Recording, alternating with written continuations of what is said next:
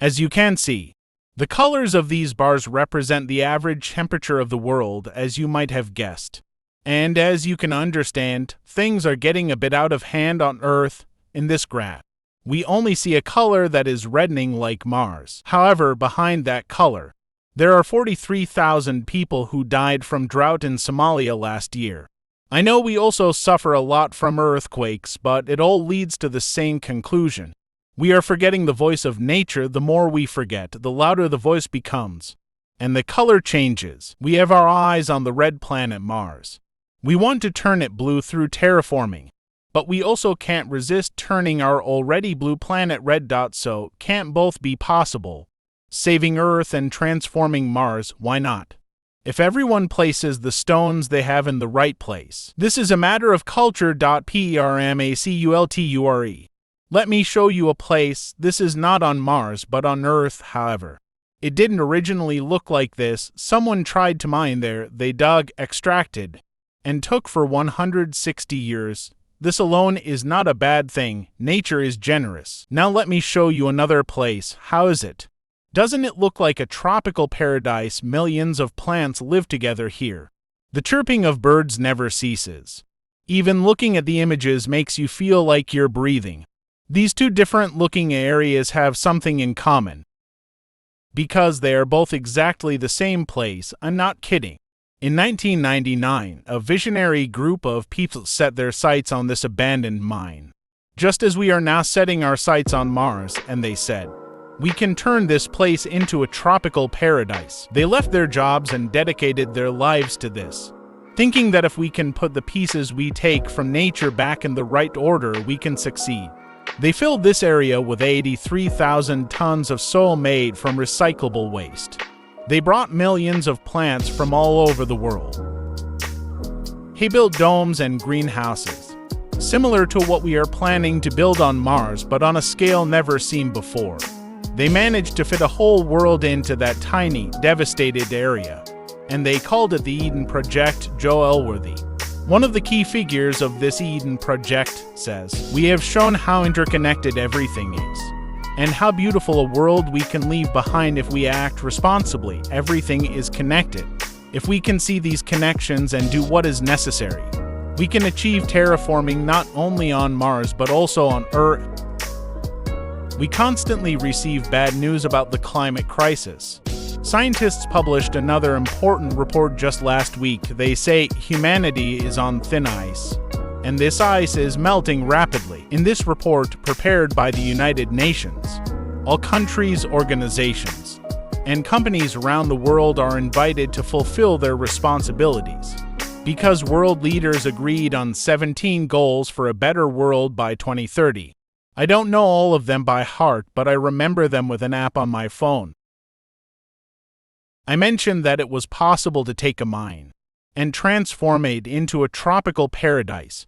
The people there went even further and created a rainforest inside it in Cornwall, England.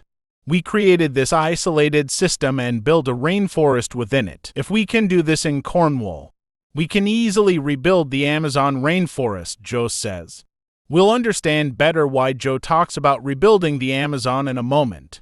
They turned Eden into an educational project to explain this better. In 2019, they received over 1 million visitors, so they are engaged in ecotourism, contributing $1 billion to the local economy. I chose this example to emphasize its design as well.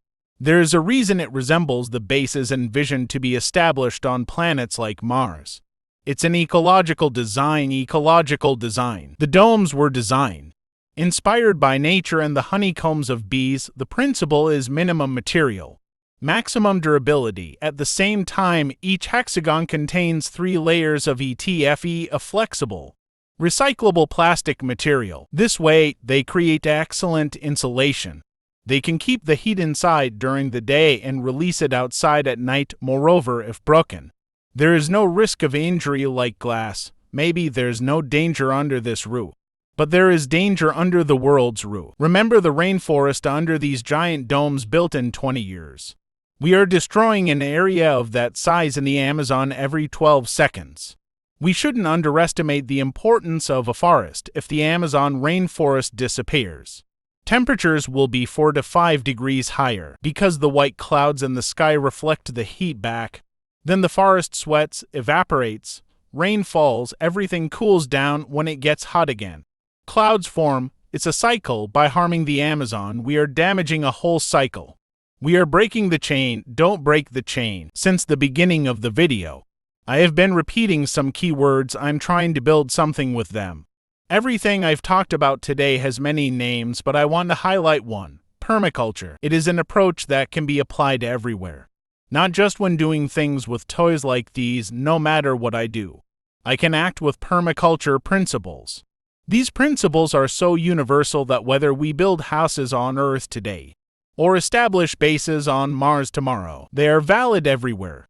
The first principle of permaculture is observe and interact. So, where am I? First, look at that.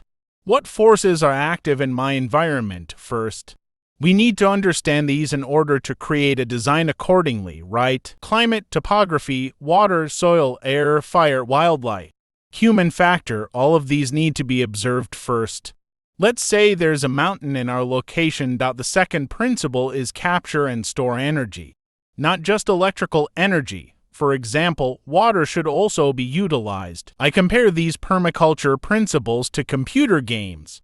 In strategy games, you consider everything while using the resources around you. A forest's biomass is like a living repository of building materials, fuel, nutrients, and water. Capturing the wind, sun, and flowing water in that environment means producing energy. If we do this, we reach the third principle, obtain a yield, because we can't work on an empty stomach. Therefore, when choosing the trees we will plant, we should not only consider them as ornamental plants, but also take into account their various benefits. The fourth principle is self-regulate and accept feedback. This principle guides us towards conscious living and limiting our consumption. If there are people giving feedback, such as scientists who constantly prepare reports and try to explain climate change to us with graphs, we should pay attention to them. We talked a lot about the fifth principle today: value and use renewable resources. We can pay attention to this not only in electronic devices, but also in the food we eat. Where do the food scraps go? We can compost them and eat tomatoes from this soil next year. Or we can plant a fruit garden on a sloping land. In this way, we can utilize the nutrients and water moving downhill. The sixth principle is produce no waste. Nothing should be wasted. What comes out of one part of the system can enter another place. Composting and cleaning wastes ensure this, repairing broken items instead of throwing them away immediately, even not making people do dangerous or meaningless tasks. In other words, not wasting human power is part of permaculture. The seventh principle is about design. Design from patterns to details. When painting a picture, we choose harmonious colors, right? We understand the patterns in the painting and design accordingly. We construct a path in such a way that when it rains, the water that collects on it is positioned to flow into the lake next to it, not in a way that would cause flooding. We don't build it over a fault line if there is one underneath. The eighth principle is integrate rather than segregate. The more relationships there are between the parts of the system we are trying to establish, the stronger, more productive, and more flexible our system becomes. This system could be a tower you build with Jenga blocks, or a community you try to establish with people. If you design in a way that unifies people, their cooperation will naturally increase. The ninth principle is use slow and small solutions. At the beginning of the video, I said that taking from nature alone is not a problem. We can cut some of the trees we planted earlier and make fences from them. The problem is not in taking, but in not giving back. If we plant walnut trees in place of the trees we cut, they will start bearing fruit within 5 to 10 years and live for hundreds of years. This is a small and very slow design decision I took, but I replaced it. Maybe the thing I put won't benefit me immediately, but it will improve the quality of life for my children and grandchildren. Learning generosity from nature should be something like this. The 10th principle is value and use diversity. You see, We have houses here, gardens, we use wind energy, store water, and benefit from forests and fruit trees. Let's add animal husbandry to that. Let's graze them rotationally. Let's add fish to the lake. We should value this diversity, because diversity is resilience. Even if one part of our system fails, we can be successful overall with the other parts. The 11th principle is utilize edges and margins. Let's add edible hedges around the animal pastures and along. Such edges and corners are great places to add more productive species or habitat areas. The 12th and final principle is respond to change and use it creatively. Nature can change. Conditions can change. Be open to it and come up with creative solutions. These are the principles of a sustainable, self-sufficient, recyclable system. Some people even make this their lifestyle, living such lives. They live completely independently from the outside world, almost without even needing electricity. Meliodora is one of them. Of course, these are now a lifestyle, and frankly, many of us probably couldn't do this much, but that's not the point.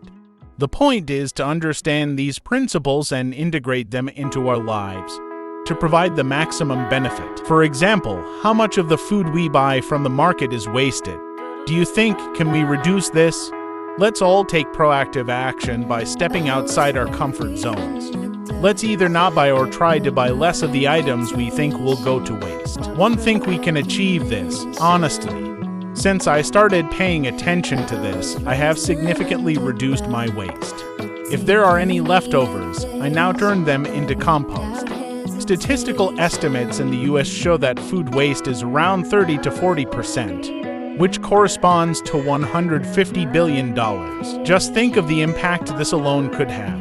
The mistakes we make on Earth are now causing problems in a colossal ecosystem that has sustained itself for millions of years.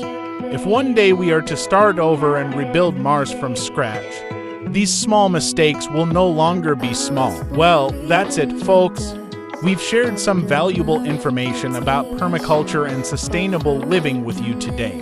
We hope that you find these principles helpful in making positive changes in your own lives and communities. If you enjoyed this video and found it informative, please give it a thumbs up and subscribe to our channel, BuzzPlanet Zone, for more interesting content like this. Don't forget to hit the notification bell so you won't miss any of our future videos. If you have any questions or suggestions, feel free to leave a comment down below and we'll do our best to respond. Let's all work together to make our planet a better place for everyone. Thank you for watching, and we'll see you in the next video.